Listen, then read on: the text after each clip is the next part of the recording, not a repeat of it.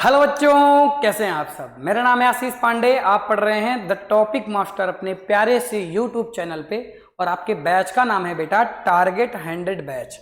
Target 100 batch में हम complete science का पैकेज आपके लिए बिल्कुल फ्री लेकर आए हैं, जहां पर आपको हम हिंदी माध्यम की कंप्लीट साइंस कवर करवा रहे हैं। और बेटा ये बैच आपके लिए बिल्कुल फ्री है, बस आपको चैनल के साथ जुड़ जाना है ताकि आपको जैसे ही लेक्चर्स मिलें आप उन्हें देख सकें। हफ्ते में बेटा आपकी 3 दिन क्लासेस चलती हैं साइंस की, और डे है बेटा फ्राइडे, सैटरडे, संडे। शाम को 4 बजे बेटा आपकी क्लासेस अपलोड हो जाती हैं, इसीलिए चैनल से जुड़ जाएं ताकि जैसे ही क्लास अपलोड हो आप उसे देख सके। डाउट्स पूछने के लिए बेटा आप कमेंट्स बॉक्स का यूज कर सकते हैं। आप कमेंट करिए, आपके डाउट्स वहीं पर क्लियर कर दिए जाएंगे। अगर आपको नोट्स वगैरह चाहिए, हैंड रिटन नोट्स चाहिए बेटा, उसके लिए आपको हमारा टेलीग्राम चैनल डाउनलोड करना है। डाउनलोड करने में कोई भी प्रॉब्लम आए आपको कमेंट ड्रॉप करना है, हम बताएंगे आपको कि किस तरह से हमारा टेलीग्राम चैनल डाउनलोड होगा। और डाउनलोड करने के पश्चात आप वहां से सारी नोट्स डाउनलोड कर सकते हैं जो अभी तक हमने वहां पर अपलोड कर दी हैं। ठीक है, बातें आपको समझ में आ गई होंगी। बेटा आज हम स्टार्ट करने वाले हैं बायोलॉजी को, और बायोलॉजी में जो पहला चैप्टर है कोशिका जीवन की मौलिक इकाई, cell the fundamental unit of life, आज मैं इसकी स्टार्टिंग करने जा रहा हूं। और आज ये हमारा पहला लेक्चर है जिसमें मैं बात करूंगा कोशिकाएं क्या होती हैं, अरे कोशिका है क्या और कोशिका सिद्धांत क्या है, इनके बारे में मैं आपको डिटेल में आज बताऊंगा। और साथ ही साथ बेटा नोट्स कैसे लिखनी है, किस तरह से आप नोट्स को लिखेंगे, इन पर भी हम चर्चा करेंगे। और नोट्स भी मैं आपके लिए लेकर आया हूं, मेरे साथ साथ आप भी नोट्स बनाते चलेंगे, आपको कहीं पर कोई भी प्रॉब्लम नहीं होने देंगे, ये हमारा प्रॉमिस है। आइए स्टार्ट करते हैं इस पहले लेक्चर को। बेटा अभी तक आपको पता होगा कि हमने चैप्टर नंबर पहला केमिस्ट्री का पढ़ लिया, भौतिक विज्ञान का चैप्टर नंबर 8 यानी आपके साइंस में एनसीईआरटी पर चैप्टर नंबर 8 होगा, उसको पढ़ लिया। अब बेटा हम पढ़ने वाले हैं जीव विज्ञान को, यानी आपको पता है साइंस में 3 पार्ट होते हैं, केमिस्ट्री, बायोलॉजी, फिजिक्स। केमिस्ट्री पढ़ लिया हमने एक चैप्टर, फिजिक्स पढ़ लिया हमने एक चैप्टर, अब हम बायोलॉजी के एक चैप्टर पढ़ने जा रहे हैं। ऐसे ही हम कंप्लीट साइंस आपको दे देंगे बेटा, फ्री ऑफ कॉस्ट आपको दे देंगे। अब आ जाओ पहले चैप्टर की बात करते हैं और कोशिकाओं की बात करते हैं बेटा, कि कोशिकाएं क्या होती हैं। क्योंकि आप अभी नए हैं तो हो सकता है आपको थोड़े से टर्म्स थोड़े से टफ लगे, लेकिन बेटा धीरे धीरे मैं आपको सिखा दूंगा। वक्त लगेगा लेकिन सीखेंगे आप, और आपकी अगर मेहनत करने की कैपेबिलिटी ज्यादा है तो आप जल्दी जल्दी चीजों को भी सीखते जाएंगे। बेटा अगर मैं कोशिका की बात करता हूं ना, कि कोशिका का मतलब क्या होता है, तो जरा ध्यान से समझना। इन जर्नल लैंग्वेज में बेटा इन कोशिकाओं को, पहले तो मैं बात करूंगा इन कोशिकाओं का एक्चुअल में बेटा जो नाम है ना वो इंग्लिश नाम है, हिंदी नाम तो बाद में आया। अरे हिंदी नाम तो हमने बनाया बेटा, हिंदी नाम तो कभी हुआ ही नहीं करता था। तो इनका बेटा जो इंग्लिश नेम है ना, इसको हम इंग्लिश में बोलते हैं बेटा सेल, और हमें इसको इंग्लिश से ही पढ़ना है क्योंकि बायोलॉजी जो होती है ना, अरे मैं हिंदी से पढ़ाऊंगा, घबराने वाली बात नहीं बेटा, घबरा मत मोहित, इधर देख देख, हमें हिंदी से ही पढ़ना है, बट कुछ नाम कुछ टर्म्स आपको इंग्लिश से याद रखने पड़ेंगे बेटा। तो अगर मैं कहता हूं कि सेल क्या है, अगर मैं कहता हूं व्हाट इज सेल, या मैं कहता हूं कोशिकाएं क्या हैं, तो बेटा कोशिका को इंग्लिश में सेल बोलते हैं। और सेल का बेटा मतलब क्या होता है, अरे कभी जेल गए हो क्या, अरे सर आप ये क्या बोल रहे हैं, अभी हम बच्चे हैं सर, 9th में पढ़ रहे हैं और आप कह रहे हैं जेल गए हैं क्या। अरे भाई ठीक है, अरे मैं जेल की बात नहीं कर रहा है, आजकल जेल बार खुले हुए हैं ना, जहां पर आप चाय पीने जाते हैं, वो नहीं चाय का नया कॉन्सेप्ट आया भाई कि जेल टाइप का उन्होंने बना रखा है और अंदर बंद कर देते हैं, चाय पियो। अलग इंटरेस्ट है भाई दुनिया का, चलो कोई बात नहीं, उसके बारे में बाद में चर्चा करेंगे। हाँ सर हम नहीं गए, कोई बात नहीं बेटा, तुम भूल जाओ कि जेल थी कोई, भूल जाओ। अभी याद रखो कि आपने मूवी देखी होगी, और मूवी में आपने जेल को देखा कि नहीं देखा। अरे जेल को देखा होगा तो आपको ऐसे दिखे होंगे, ऐसे अंदर कोई ना कोई बंद रहता है बेटा, जैसे ये सपोज दैट ये मोहित आदमी है, ये इसको अंदर बंद कर देते हैं और बेटा यहाँ पर जेल के पैतड़े लगा देते हैं यूं करके, ऐसे ये ऐसे लगे होते हैं ना बेटा, ऐसे करके इसको बेचारे को जेल में बंद कर दिया, ये ऐसे करके, ये ऐसे बेटा, ये तो बेटा इसको ना ये जेल के अंदर होते हैं जिसमें लोगों को बंद किया जाता है, और इसको पहले हम लोग बोला करते थे सेल यानी कक्ष। सेल यानी बेटा इसका मतलब क्या होता है? कक्ष। कक्ष, सेल यानी कक्ष। कहने का मतलब ये है कि जो सेल वर्ड आया है ना वो यहीं से कहीं से आया है। कहने का मतलब बेटा ये है कि जो ये सेल वर्ड आया है वो यहां से ही लिया गया है। अरे सेल का मतलब होता है कक्ष, सेल का मतलब होता है एक बॉक्स जहां पर एक आदमी को बंद कर दिया जाता है, यानी बॉक्स जैसे स्मॉल छोटे छोटे रूम हो तो बेटा उनको हम कह देते हैं सेल। अब ऐसा क्यों हुआ कि इनका नाम सेल क्यों पड़ा?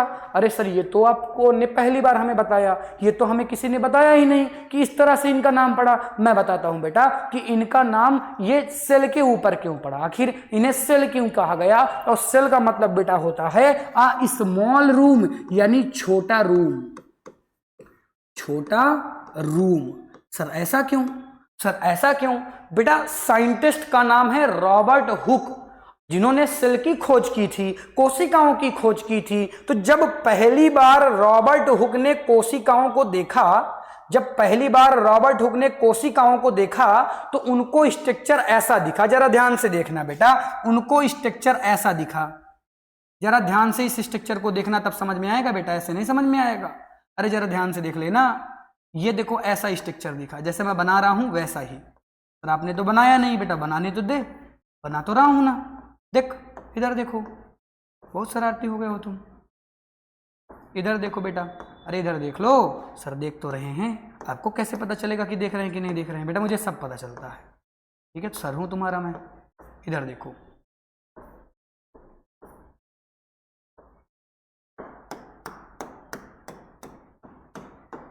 ये बेटा ऐसे स्ट्रक्चर इनको दिखी थी। और बेटा ये ना कॉर्क सेल पर काम कर रहे थे, अचानक से इनको ऐसी स्ट्रक्चर दिखी तो इन्होंने सोचा अरे यार ये है क्या एक्चुअल में।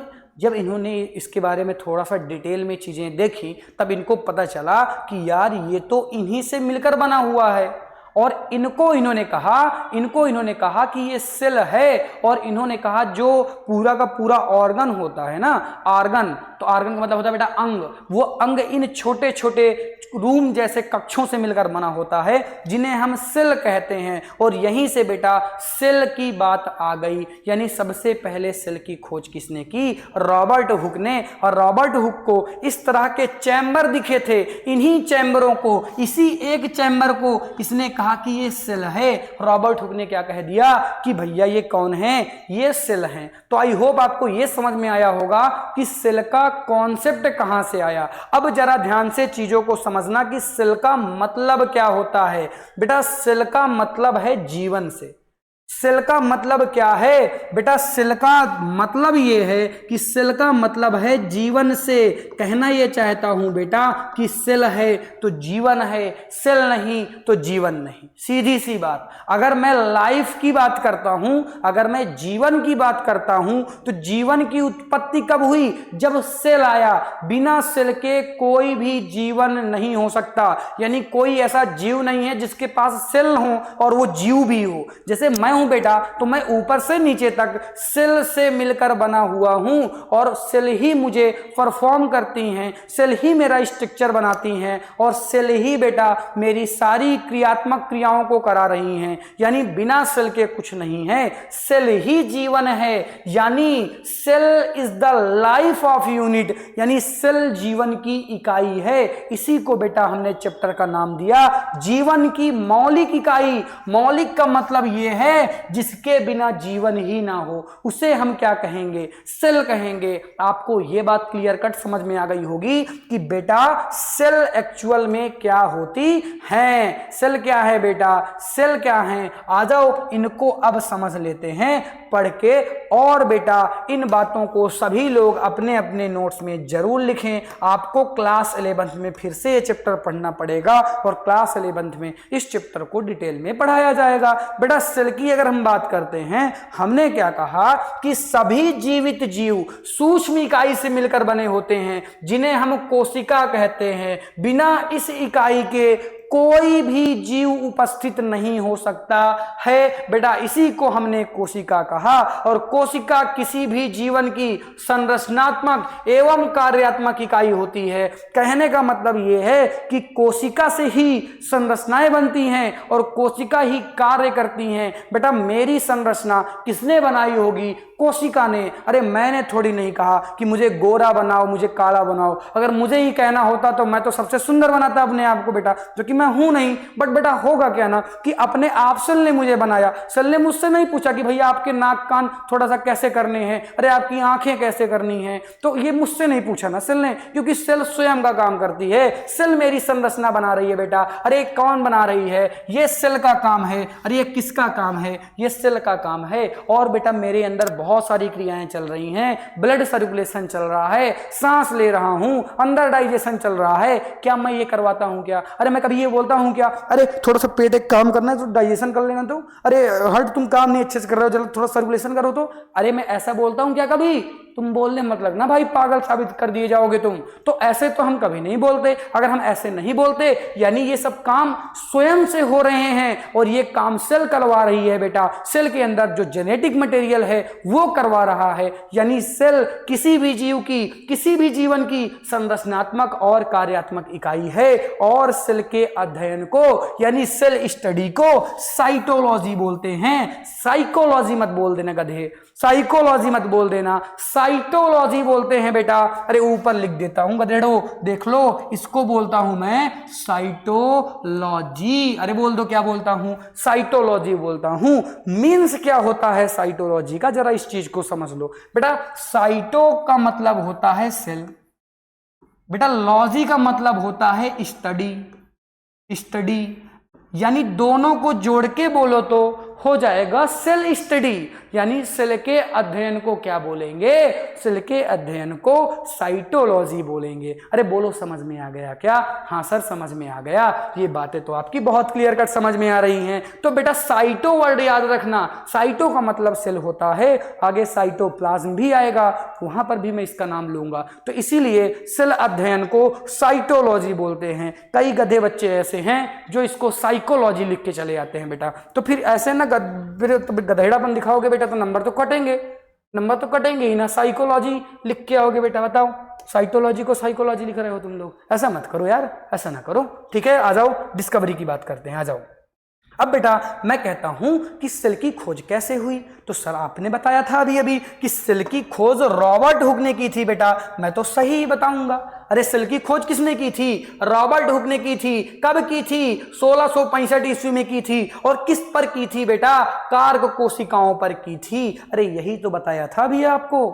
क्या ये बातें मैंने नहीं बताई? अरे यही बातें मैंने बताई थी कि रॉबर्ट हुक ने पहली बार 1665 ईस्वी में कार्क कोशिकाओं पर अपनी खोज की थी। और अपनी खोज नहीं मेरे गधे, किसकी खोज की थी? सेल की खोज की थी। यानी इन्होंने खोजा था, कहने का मतलब ये है, गधेड़ापन न दिखाना भाई। हाँ ठीक है। तो ये रॉबर्ट हुक ने 1665 ईस्वी में कार्क कोशिकाओं पर सेल को देखा। और जो इन्होंने पहली बार सेल को देखा था बेटा, ये मृत कोशिकाओं को देखा था। इन्होंने पहली बार डेड सेल को देखा था, मृत सेल को देखा था, मृत कोशिकाओं को देखा था। यानी पहली बार अगर कोई पूछे आपसे कि सबसे पहली बार सेल किसने देखा, तो आप कहेंगे रॉबर्ट हुक ने देखा। और कोई पूछ ले कि सबसे पहली बार मृत कोशिकाओं को किसने देखा था, तब भी रॉबर्ट हुक ने देखा था। और बेटा ये मृत कोशिकाएं इनको किस तरह से दिखी थी?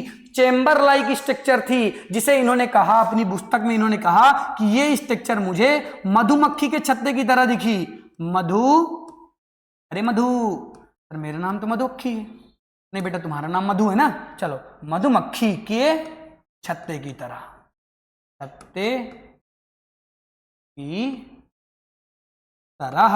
तो बेटा कैसा दिखा स्ट्रक्चर इनको? मधुमक्खी के छत्ते की तरह दिखा। अभी बनाया था ना बेटा किनारे पर, वही वाला डायग्राम यहां पर चिपका देना। इनको जो स्ट्रक्चर दिखा था मधुमक्खी के छत्ते की तरह दिखा बेटा। फिर आए दूसरे साइंटिस्ट एंटोनी लीवेनहॉक। बेटा नाम धीरे धीरे याद होंगे, अभी आप पहली बार पढ़ रहे हैं। ये लीवेनहॉक, रॉबर्ट हुक, रोडोल्फ विर्चो, ऐसे नाम बेटा आएंगे, क्योंकि बायोलॉजी में नाम तो टप आते हैं, सभी को पता है। तो बेटा ये नाम थोड़ा से टप होते ही की हैं। एंटोनी ल्यूवेनहॉक ने बेटा क्या किया, एंटोनी ल्यूवेनहॉक ने 1674 ईस्वी में सबसे पहले जीवित कोशिकाओं को देखा था। और बेटा इन दोनों ने, चाहे रॉबर्ट हुक की बात करता हूं चाहे ल्यूवेनहॉक की बात करता हूं, इन दोनों ने बेटा खुद की बनाई हुई माइक्रोस्कोप यानी सूक्ष्मदर्शी से इन संरचनाओं को देखा था।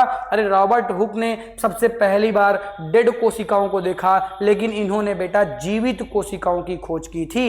एंटोन वॉन ल्यूवेनहॉक ने सबसे पहले जीवित कोशिकाओं को देखा। आई होप ये बातें आपको समझ में आई होंगी। आगे बढ़ता हूं बेटा, अब हम बात करते हैं सेल थ्योरी की, यानी कोशिका सिद्धांत की। अरे कोशिका सिद्धांत का मतलब यह है कि कोशिका के ऊपर धीरे धीरे सिद्धांत बनने स्टार्ट हो गए बेटा, जिन्हें हम कोशिका सिद्धांत कहते हैं। और इनके लिए बेटा दो साइंटिस्ट जिम्मेदार हैं, एक का नाम है बेटा स्लाइडेन, एक का नाम है बेटा स्वान। स्लाइडेन और स्वान ने बेटा 1838 ईस्वी में, इनके सन भी याद रखिएगा, 1838 ईस्वी में इन दोनों ने बेटा अध्ययन किया। स्लाइडेन जो थे बेटा ये प्लांट पर अपना अध्ययन कर रहे थे।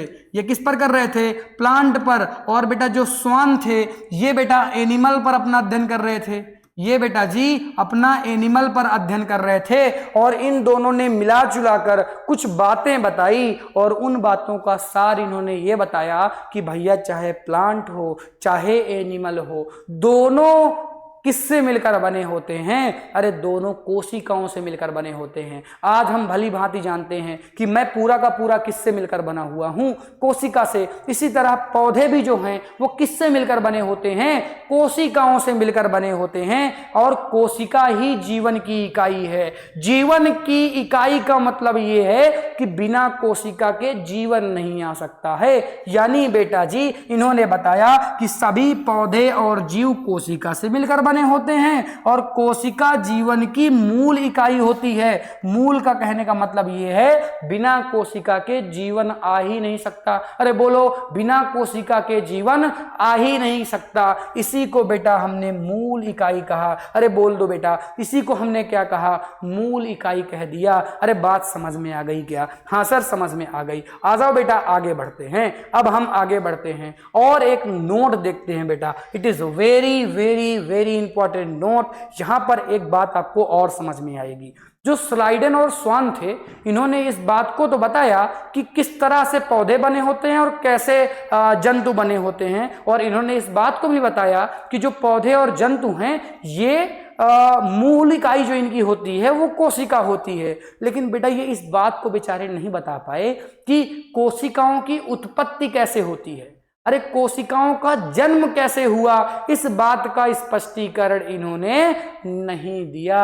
और इस बात का स्पष्टीकरण दिया एक दूसरे साइंटिस्ट ने, जिसका नाम बेटा तो थोड़ा सा टफ है, जिसे हम क्या बोलते हैं बेटा, रडोल्फ विर्चो बोलते हैं। यहां पर केवल बेटा विर्चो लिखा हुआ है। इसको मैं क्या बोलूंगा बेटा, इसको मैं आर विर्चो बोलता हूं। अरे क्या बोलता हूं, इसको मैं रडोल्फ विर्चो या आर विर्चो बोलता हूं। और बेटा इन्होंने 1855 ईस्वी में, इन्होंने 1855 ईस्वी में इस बात को बताया कि घबराने वाली बात नहीं है। मैं बताता हूं कि कोशिकाओं की उत्पत्ति कैसे होगी अगर कोई कोशिका पहले से उपस्थित है। जरा ध्यान से देखो, अगर कोशिका पहले से उपस्थित है, थोड़ा सा इसको बेटा और मोटा ले लेता हूं। अगर ये कोशिका है, ये पहले से उपस्थित है, जैसे सपोज दैट ये एक सेल है। अगर ये सेल है तो इसी सेल से दो सेलें हो सकता है कि और बन जाएं। एक सेल बेटा ये बन गई, एक सेल बेटा ये बन गई, और बेटा एक सेल ये बन गई। तो ये बेटा दो सेल बन गई। ये बेटा पहले नंबर वाली सेल हो गई और ये बेटा दूसरे नंबर वाली सेल हो गई। तो ये जो पहले नंबर वाली सेल थी ये ओल्ड सेल थी, ये ओल्ड सेल थी। और ये दोनों बेटा किस टाइप की सेलें हैं बेटा, ये दोनों न्यू सेल बन गई। यानी अगर मुझे नई सेल बनाना है तो पहले से कोई ओल्ड सेल होनी चाहिए। यानी प्रत्येक नई कोशिकाओं की उत्पत्ति बेटा पूर्व स्थित कोशिकाओं से होती है। और इस सेंटेंस को बहुत ही अच्छी तरीके से और विर्चो ने यानी रडोल्फ विर्चो ने एक्सप्लेन किया कि सभी कोशिकाओं की उत्पत्ति पूर्व स्थित कोशिकाओं से होती है और इसका एक्सेप्शन होता है बेटा वायरस, क्योंकि वायरस के पास कोशिकाएं नहीं होती हैं। वायरस एक ऐसा जीव कह दो या एक ऐसी कड़ी है जो सजीव और निर्जीव के बीच की कड़ी है। वायरस अगर इस बोर्ड के पास है, अच्छी तरीके से समझा रहा हूं वायरस की कहानी, अगर वायरस इस बोर्ड में पड़ा हुआ है तो बेटा मैं कहूंगा वायरस मरा हुआ है। अगर गलती से यही बोर्ड वाला वायरस मेरे शरीर के अंदर चला गया तो ये वायरस अपने आप जिंदा हो जाएगा। यानी मैं कहना चाहता हूं कि जब तक वायरस निर्जीव के ऊपर है, ये तो निर्जीव है, अरे ये चलता थोड़ी नहीं, ये निर्जीव ही है तो ये तो निर्जीव हो गया। जब तक इस बोर्ड में वायरस है तब तक वो वायरस मरा हुआ है। लेकिन जैसे ही वो सजीव के अंदर पहुंचेगा, मैं तो सजीव हूं, अरे मैं निर्जीव थोड़ी नहीं हूं, तो जैसे ही वो मेरे अंदर पहुंचेगा बेटा वो जिंदा हो जाएगा। यानी वायरस को हम ये नहीं बता सकते कि ये मरा हुआ है कि जिंदा है। ये अगर शरीर के अंदर है तो ये जिंदा है, शरीर के बाहर है तो ये मरा हुआ है। इसीलिए हमने कहा वायरस कोशिका सिद्धांत का पालन नहीं करता है, क्योंकि कोशिका सिद्धांत के हिसाब से वायरस में कोई भी रूल फॉलो नहीं होता है। वायरस के पास कोशिकाएं ही नहीं होती। समझ रहे हो मेरी बात को? ये तो अलग सी मैकेनिज्म है, कभी वायरस के बारे में डिटेल में पढ़ेंगे, आपके सिलेबस में नहीं है। अभी आपने समझा बेटा कि मेरे पास जो सेल थी ना, इस सेल ने दो नई सेल बना दी, दो न्यू सेल बना दी। यानी कि जो कोशिकाओं नई आ रही हैं बेटा, उनके लिए पहले से पुरानी कोशिका का होना आवश्यक है। पुरानी कोशिका ही नई कोशिका को जन्म देती है। इस बात को आपको जरूर याद रखना है। तो आपने इस बात को समझा भी होगा। ओके, ठीक है बेटा जी, आ जाओ। अब हम बात करते हैं cell shape and cell size की, यानी कोशिकाओं के आकार की और कोशिकाओं के कितना आकार होगा, कितनी साइज होगी बेटा, इसकी हम बात करने वाले हैं। और इसके अकॉर्डिंग ना कोशिकाएं अलग अलग टाइप की होती हैं। दो तीन तो आपके सामने दिख रही हैं, ये अलग टाइप की, ये अलग टाइप की और ये अलग टाइप की। यानी कोशिकाओं के आकार अलग अलग होते हैं बेटा। एक जैसे की कोशिकाएं नहीं पाई जाती। कोई कोशिका बेटा ऐसे पाई जाएगी। चलो कुछ कोशिकाओं का मेंशन भी कर देता हूं ताकि कुछ चीजें और आपको समझ में आ जाएं। देखो, कोई तो कोशिका होगी बेटा जो ऐसे होगी, देखो ऐसे करके ऐसे, ये बेटा ऐसी भी कोशिकाएं होती हैं। कोई कोशिकाएं होंगी बेटा, कुछ कोशिकाएं ऐसे पाई जाएंगी बेटा, ऐसे कोशिकाएं भी होती हैं। कुछ कोशिकाएं होंगी बेटा ऐसे होंगी, देखो ऐसे, देखो बेटा ऐसे होंगी बेटा, ऐसे।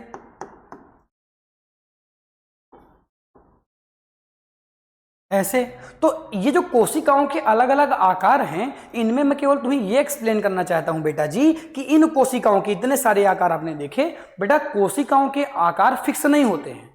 कोशिकाओं के आकार अलग अलग हो सकते हैं। और कोशिकाओं की साइज यानी कौन कितना लंबा है, कौन कितना चौड़ा है, ये भी बेटा अलग अलग होता है। ये डिपेंड करता है कि कोशिकाओं के कार्य क्या हैं और कोशिकाएं कहां पर उपस्थित हैं। उसी के हिसाब से कोशिकाओं के प्रकार बन जाते हैं। तो आ जाओ इनको डिटेल में थोड़ा सा समझ लेते हैं। सबसे पहले बेटा कोशिकाओं के आकार की बात करते हैं। मैंने कहा कि क्रियाशीलता, बेटा मैंने क्या कहा कि क्रियाशीलता मतलब कार्य करने की कैपेबिलिटी, कार्य करने की क्षमता। और उसकी स्थिति के आधार पर बेटा जो कोशिकाओं के आकार और आकृति होते हैं ये भिन्न भिन्न होते हैं। वैसे तो नॉर्मल तरीके से सामान्य कोशिकाओं के जो आकार होंगे वो गोलाकार होंगे, यानी जो सामान्य कोशिकाएं होंगी वो लगभग गोलाकार होती हैं। लेकिन बेटा सभी कोशिकाएं क्या गोलाकार होंगी क्या? ऐसा नहीं है, सभी कोशिकाएं तो गोलाकार नहीं होंगी। तो कुछ कोशिकाएं हो सकती हैं लंबी हों, जैसे हमारा तंत्रिका कोशिकाएं होती हैं, ये लंबी होती हैं। कुछ कोशिकाएं शाखित हों, बेटा शाखित हो सकती हैं। कुछ कोशिकाएं बेटा डिस्क्वाइड हों, डिस्क्वाइड बेटा जैसे आरबीसी। और बेटा कुछ कोशिकाएं जैसे किस धुरी के आकार की होती हैं बेटा, जैसे हमारी मांसपेशी। तो बेटा इनके आकार अलग अलग हो सकते हैं, मैं ये कहना चाहता हूं। कुछ के मैंने एग्जाम्पल बता दिए, इनको आप लिख लीजिएगा। कुछ के मैंने एग्जाम्पल बता दिए, इनको आप अपनी अपनी नोट्स में मेंशन कर लीजिएगा। आपने सीखा कि कोशिकाओं के जो आकार हैं वो क्रियाशीलता और स्थिति के आधार पर अलग अलग हो सकते हैं, लेकिन सामान्य कोशिकाओं के आकार गोलाकार होते हैं। अगर बेटा मैं साइज की बात करता हूं, सेल साइज की बात करता हूं, तो जो सेल साइज है ना, ये भी बेटा क्रियात्मक और स्थिति के आधार पर अलग अलग हो सकती है। बेटा इनकी जो साइज होती है ना, वो 0.2 माइक्रोमीटर से म्यू एम से बेटा 18 सेंटीमीटर तक हो सकती है। अब तुम खुद गेस कर लो कि ये कितना छोटा होता है 0.2 माइक्रोमीटर और कितना बड़ा होता है 18 सेंटीमीटर। यानी छोटे से बड़े साइज तक की क्या पाई जाती हैं, कोशिकाएं पाई जाती हैं। डिपेंड करता है कि कौन सी कोशिका भाई कहां पर पाई जा रही है। तो बेटा इनकी कुछ बातें कर लेते हैं। यहां से कुछ क्वेश्चंस आपके बोर्ड में हमेशा, बोर्ड कह रहा हूं बेटा, आपके एग्जाम में हमेशा पूछे जाते हैं। आ जाओ बात कर लेते हैं बेटा। जो कोशिकाओं की साइज है बेटा, कोशिकाओं की सबसे छोटी साइज यानी सबसे छोटी कोशिका का नाम बेटा जो है ना, अरे जरा ध्यान से देखना बेटा, कोशिका की सब जो, अगर मैं कहता हूं सबसे छोटी कोशिका का नाम बताओ, तो बेटा इसको हम बोलते हैं माइकोप्लाज्मा। और माइकोप्लाज्मा की बेटा जो साइज होती है वो 0.2 माइक्रोमीटर से 0.3 माइक्रोमीटर होती है। अरे बहुत छोटी सी साइज है, 0.2 माइक्रोमीटर से 0.3 माइक्रोमीटर, वेरी स्मॉल साइज बेटा। और ये ऐसा जीव है ना, ये सबसे दुनिया का अभी तक पृथ्वी में खोजा गया सबसे छोटा जीव है माइकोप्लाज्मा। इससे छोटा भैया कुछ नहीं होता, सबसे छोटा है। इसकी साइज 0.2 माइक्रोमीटर से 0.3 माइक्रोमीटर होती है। और अगर मैं कहता हूं सबसे बड़ी कोशिका कौन सी है, बेटा शुतुरमुर्ग का नाम सुना होगा तुमने। अरे शुतुरमुर्ग को देखा है बेटा, उसके अंडे की कोशिका सबसे बड़ी कोशिका होती है। आइए इस बात को भी लिख लेते हैं। जो शुतुरमुर्ग है ना बेटा, उसके अंडे की कोशिका, अरे उसके अंडे की कोशिका सबसे बड़ी होती है। अरे ये 18 सेंटीमीटर से 15 सेंटीमीटर से बेटा 18 सेंटीमीटर तक चौड़ी हो सकती है। सोचो कितनी चौड़ी होती है। अरे 18 सेंटीमीटर बहुत बड़ा होता है बेटा, 12 सेंटीमीटर की पटरी होती है तुम्हारी, तो काफी बड़ा होता है। इनको तुम आराम से देख सकते हो, माइक्रोस्कोप की जरूरत नहीं देखने के लिए। समझ रहे हो मेरी बात को? तो ये बातें आपको समझ में आ गई हैं। कुछ नोट वाली बातें पढ़ लेते हैं बेटा। ये सबसे बड़ी कोशिका है, जरा ध्यान से समझना। ये सबसे लार्जेस्ट सेल है, सबसे बड़ी कोशिका है। लेकिन अगर मैं कहता हूं सबसे लंबी कोशिका कौन सी होती हैं, बेटा तंत्रिका कोशिकाएं जो होती हैं वो सबसे लंबी कोशिकाएं होती हैं। अरे बोलो कौन सी कोशिकाएं? तंत्रिका कोशिकाएं। तंत्रिका कोशिकाएं सबसे बड़ी कोशिकाएं होती हैं, सॉरी सबसे लंबी कोशिकाएं होती हैं। तो लंबा और बड़ा दोनों में कंफ्यूज मत हो जाना। अगर बड़ी पूछे तो शुतुरमुर्ग का अंडा बताना, और लंबी पूछे तो तंत्रिका कोशिका बताना। लेकिन अगर पूछ ले कि बड़ा तो बताओ, लेकिन किसमें बताओ? मनुष्य के शरीर में बताओ, तब शुतुरमुर्ग का अंडा बता के मत चले आना बेटा। अरे शुतुरमुर्ग का अंडा थोड़ी नहीं देते हम लोग, समझ रहे हो मेरी बात को? तो बेटा मानव में जो मादा अंडाणु रहता है, इसको हम फीमेल ओवम बोलते हैं बेटा। ये सबसे बड़ी सेल होती है जो कि ह्यूमंस में होती है बेटा। आई होप ये पॉइंट आपको समझ में आए होंगे, और इन पॉइंट को बेटा अपनी अपनी नोट्स में आप मेंशन कर लेंगे। बेटा आज का लेक्चर हम यहीं तक पढ़ेंगे। आने वाले नेक्स्ट दिनों में बेटा हम बहुत सारी चीजें देखने वाले हैं, और अब जितने भी लेक्चर बनेंगे उसमें मैं कुछ क्वेश्चंस लेकर आया करूंगा, ताकि आपको थोड़ा सा इंटरेस्ट आता रहे। आप क्वेश्चंस को करते रहें तो आपको आनंद आता रहे, मजा आती रहे। आई होप आज का लेक्चर आपने एंजॉय किया होगा, आपको मजा आई होगी। मिलता हूं आपसे मैं नेक्स्ट लेक्चर पर। Thank you so much for watching. Tata, bye bye बेटा, बाय।